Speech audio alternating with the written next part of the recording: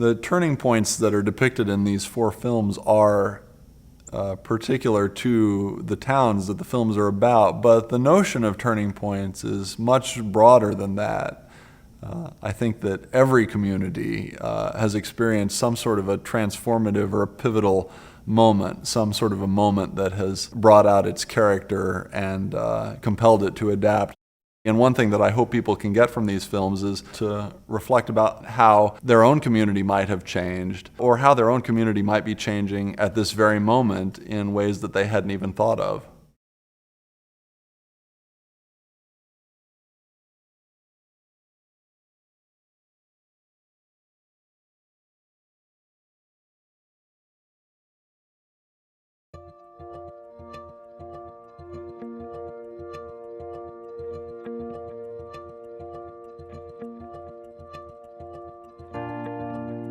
Before the sign, you would tell people where you worked, and they were like, oh, there's a school for the deaf in the Kansas City area? Where is that?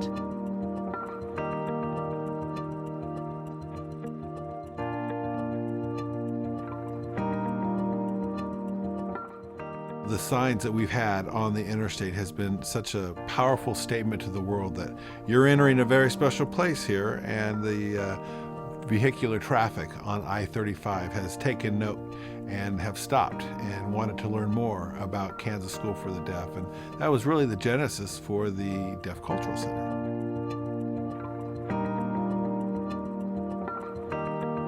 In the friendly Midwestern town of Olathe, Kansas, a cultural wellspring has appeared over the last century and a half. It's not oil that has been struck or an emerging market that has been cornered, rather an investment that has been made in the lives of deaf people across the globe. Since its inception, the Kansas School for the Deaf has provided care and education to deaf students, and with every year that has passed, the support of the community has grown. That support was the inspiration for building a deaf cultural center in Olathe, one of only 3 in the entire world. The resulting opportunities and awareness wouldn't have been possible without a pair of highway signs that have helped to spread the word about what Olathe has to offer.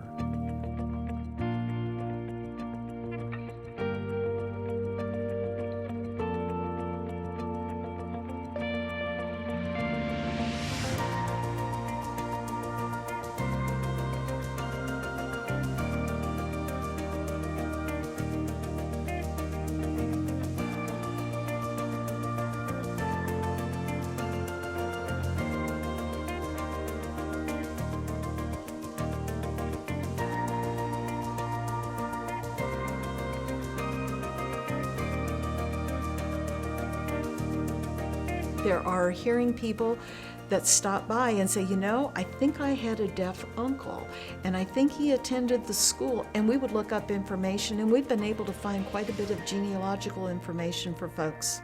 The reason I really wanted to visit was because I had a family connection to the school and grew up hearing about my great-grandfather, and I was really interested to see what the school was about. To me, it was interesting to think about learning about the school from a different perspective. There was a photo that the director found for us by chance, and it was unmistakable that it was him. It's kind of an unusual photo outside, and he's sitting with some other people in the grass. It was amazing to get that, more information. I came away with a lot more understanding about what his life and his experience must have been like here at KSD. We're really seeing an evolution in what the Deaf Cultural Center can mean to so many people. And it's filling the need of what's out there in the community, both the hearing community as well as the deaf community. There's a lot of people out in the community that have hearing loss. It's an amazing number. Across the country, an estimated anywhere from 38 to 42 million people. Probably the biggest challenge is helping some members of the hearing community understand that being deaf doesn't mean that you can't participate, that you don't have opinions about things, that you're not part of the community at large. The main thing is providing a means of communication. To me, that is probably the key element for any child.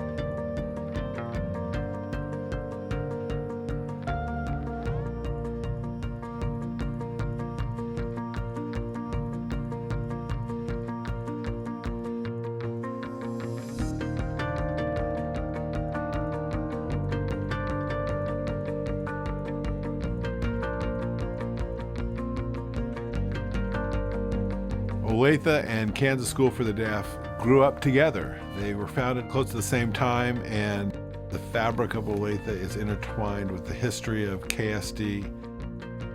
Diversity is a great source of strength for Olathe, and Olathe has known diversity since its beginning. And in fact, we're so proud to be known as one of America's most deaf-friendly cities.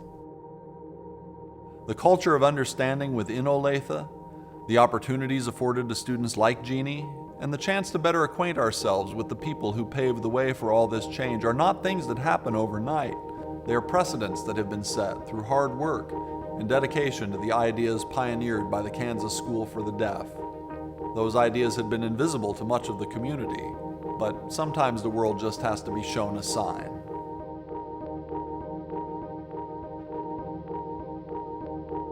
Having the sign posted on the highway, bringing people into Olathe and into the school as well as into the Deaf Cultural Center has been an avenue for opening up that door. I've learned a lot about what it means to be deaf, and it's funny, I think I've learned a lot more about what it means to be hearing as well.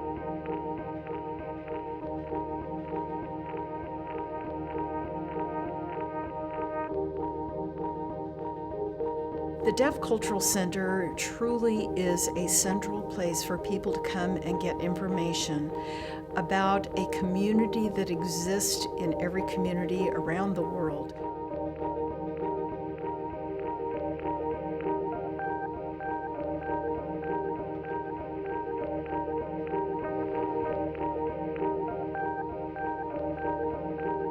We still have people that stop by, and we often ask them, what brought you into the Deaf Cultural Center? Well, they saw the sign on the highway.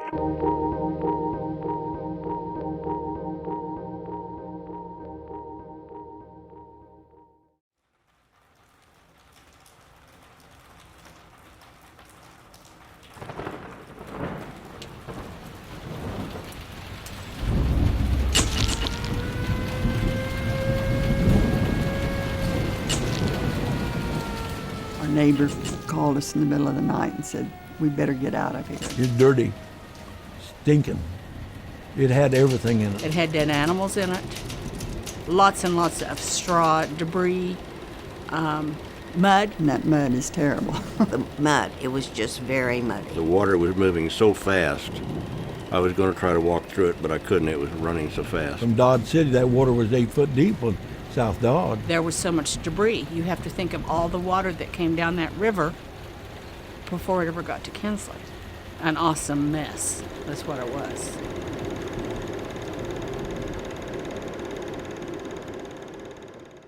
Kinsley, Kansas, a river town situated just north of the Arkansas River and between the Big Coon and Little Coon Creeks. Thanks to its geographic location, the town experienced prosperity throughout the early 1900s. As the nation underwent change, Mother Nature brought along changes of her own.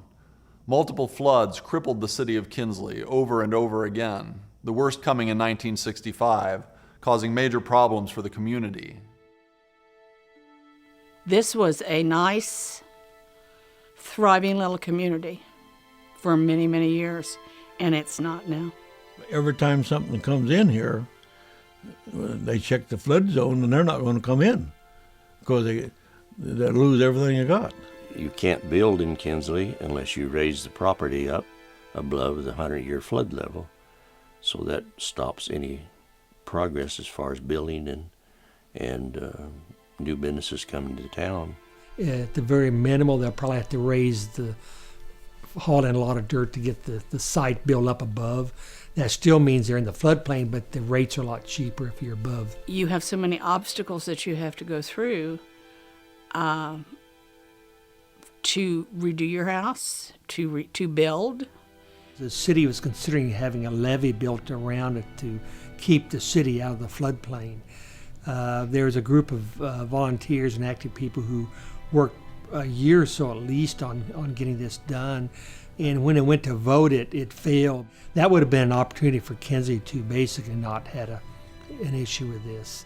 Some of the farm people didn't want it because the theory was if you had a dike or levee around the city, then the farmland's going to flood more.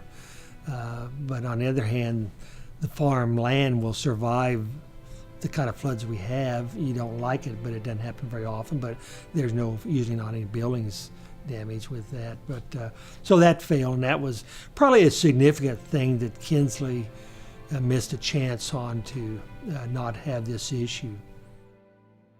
The decision in 1980 not to build the levee is set in history, and nothing can change that. But rather than wait for federal intervention to help the struggling town, Kinsley citizens have taken matters into their own hands, working on various projects to adapt to floodplain regulation. Marcia Bagby, one of Kinsley's former city managers, has been influential in leading the charge to reinvigorate the struggling community. Marcia and her team have initiated several projects working to bring prosperity back to the town of Kinsley.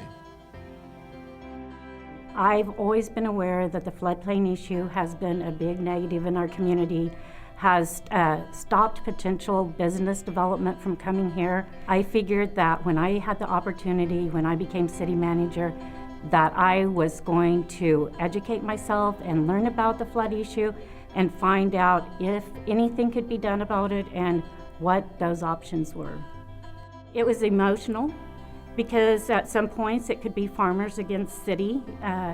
It was hard, but they believed in me. They believed in the need to address that issue if we were going to continue to be a city, and they were very supportive.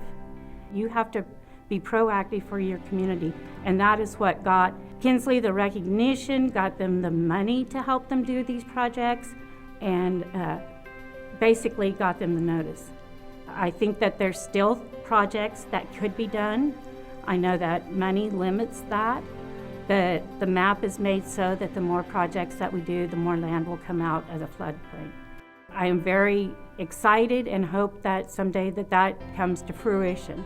Having the floodplain regulations in place sometimes can be an impediment to people building things they'd like to, but what I want people to understand is, in my time, there's never been anybody who wanted to build something who couldn't.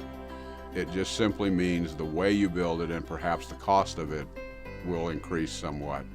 But we will work with anybody to try to help them build whatever they would like to within our community.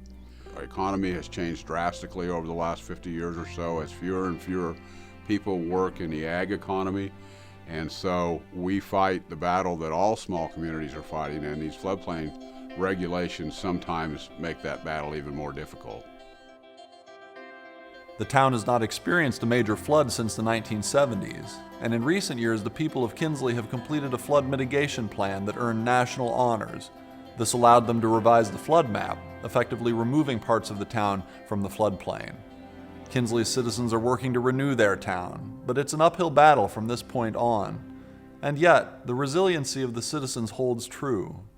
Regardless of what comes next, one thing is certain: a bond forged during times of hardship is one not easily broken. When floods come in, people here in this town all join together. Yeah, they sure do. Town's always been real good about cooperating and things. There's an awful lot of things happen in this United States that is a lot worse than living in Kinsley, Kansas. We may fuss among ourselves, but if in need, like most places, we gather together, and it's a wonderful place to live. Why they stay in this town? Because it's my hometown. This is my home, and most of us that live here want to try and stay as long as we can. I raised 4 children here. My wife and I did. We got a home here. We got a good business here, and people's been good to us. I don't think we'd go anywhere else.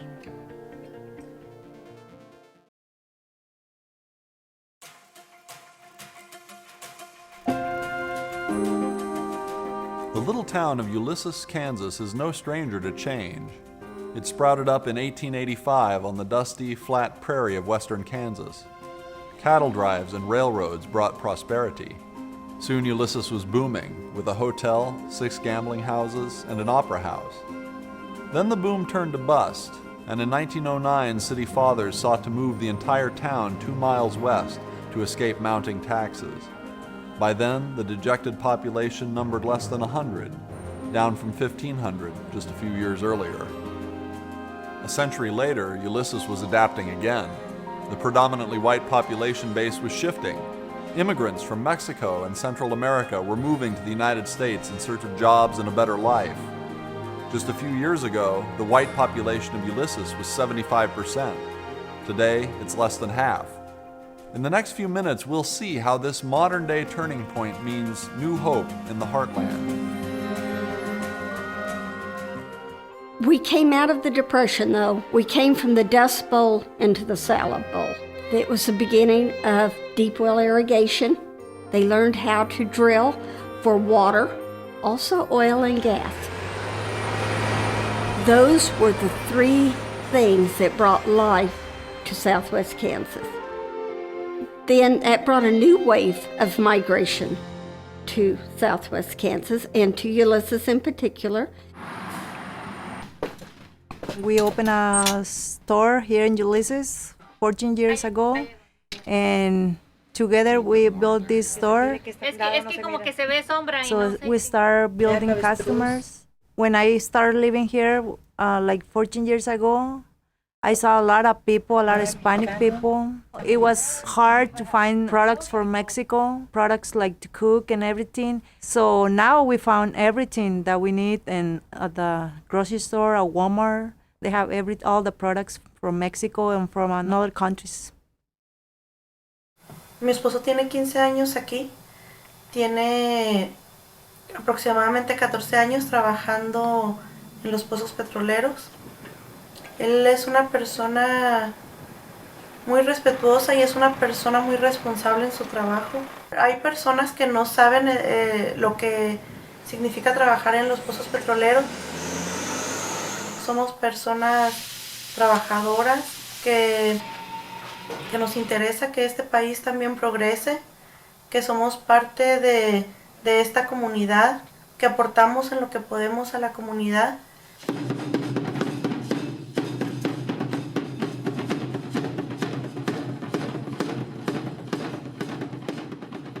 My name is Kani Aragon. I'm from Chihuahua, Mexico, and I'm been here for 18 years. En cada momento, quizás a veces pensamos que las celebraciones son banales o que son retrógradas, que no están a la moda, pero no. Nosotros sabemos exactamente de qué manera podemos infundir a nuestros hijos nuestras tradiciones para que continúen ellos con los valores con los que nosotros fuimos criados. Entonces, para nosotros es muy importante el continuar, el estar aquí presentes y sobre todo decir estamos fuera de las sombras. When my son started school, it was kind of hard because I was learning English, so sometimes they don't have a translator. But now every school has a translator, so every parent, when they go for conference and everything, they explain to them what they need from the students and everything. For our family, it's very important to be able to speak two languages because at school they learn English. When they're at my house, we just speak Spanish because I want them to learn the language and I don't want them to lose our culture. We teach them to appreciate this country because this country gives us the opportunity of a better life. We always teach them that they need to be polite, behave. We're trying to teach them some values. This community is a good community to be involved with your kids. Eyes right up here. 3. Do we embrace the Mexican culture? And in the beginning, the small farming community, they weren't really excited about having the new people move in. You know, change is hard for people. Sometimes I think it's harder for older people. Children don't see this at all. They've been born together, raised together, schooled together.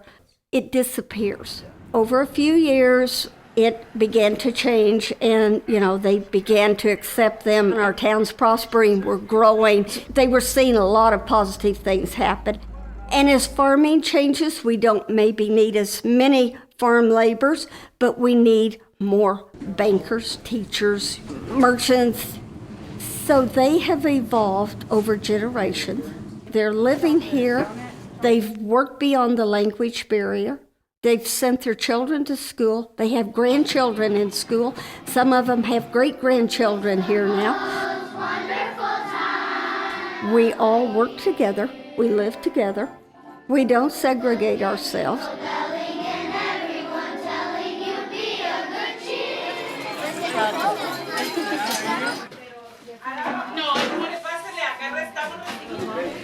Entonces, para mí ha habido un cambio radical y lo hemos logrado poco a poco.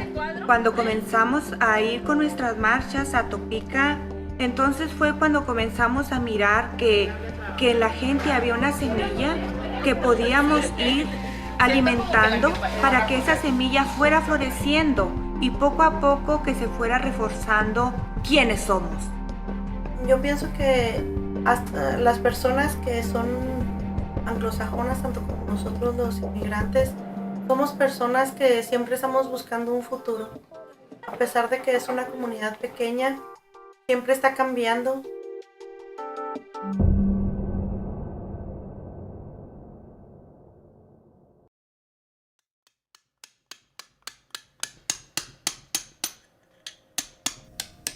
Pete Felton has spent his life shaping native limestone into works of art in the western Kansas town of Hays. Unlike many artists who grow up in tiny towns, he's never felt the need to leave. Hays could easily look like a lot of the other windswept former cattle towns that are scattered across the Great Plains. But about 50 years ago, it made an unusual commitment, a commitment to the arts, that has helped it remain vibrant as the decades have passed. In October of 1965, two men, Vivian Meckel and Al Palmer, changed the destiny of their hometown by forming the first community arts council in the state, the Hays Arts Council. This would prove to be the turning point of the town.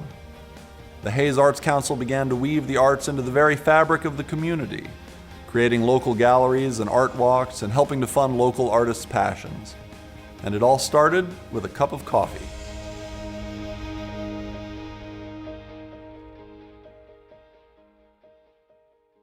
Vivian Meckel ran a local music store. And because he ran a music store, that also meant, of course, his relationship to Al Palmer from the music department was obviously very, very tight and connected. So they'd have coffee every day at the Brunswick Hotel. They were lamenting, the attendance at this concert or the poor turnout for that. And wouldn't it be great if we had some sort of an entity, if we had a cohesive unit that could sort of help facilitate the development, the celebration, the acknowledgement of all these wonderful things that were going on. Hays Arts Council was the very first one formed in the state of Kansas. The idea of a community arts group sounded like a very necessary thing to do. There was a core of townspeople who joined with Fort Hays State people, art people, and there was a wonderful energy and a need to bring culture to Hays and to western Kansas. And once we decided that we needed a large space, the former Hays Daily News building was empty and deteriorating and needed to be saved.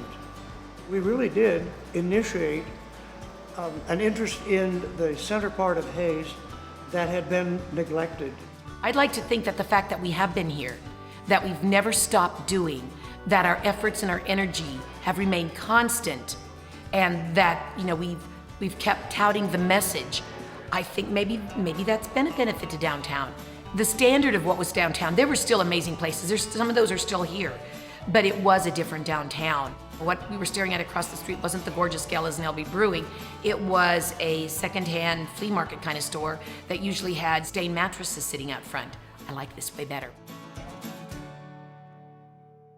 Hays has now become the epicenter for the arts in western Kansas, attracting world-renowned artists not only to display works in local galleries, but to stay and make a life. Pete Felton's role in our community and in arts across the state is legendary. It's absolutely legendary. When did you know you were going to be a sculptor? Well, I went out and got a rock and tried it, and I says, that's it, that's what I'm going to do. I didn't know I could do that. Been doing it ever since. And then you've got the other ones who choose us, like Chris Cooksey.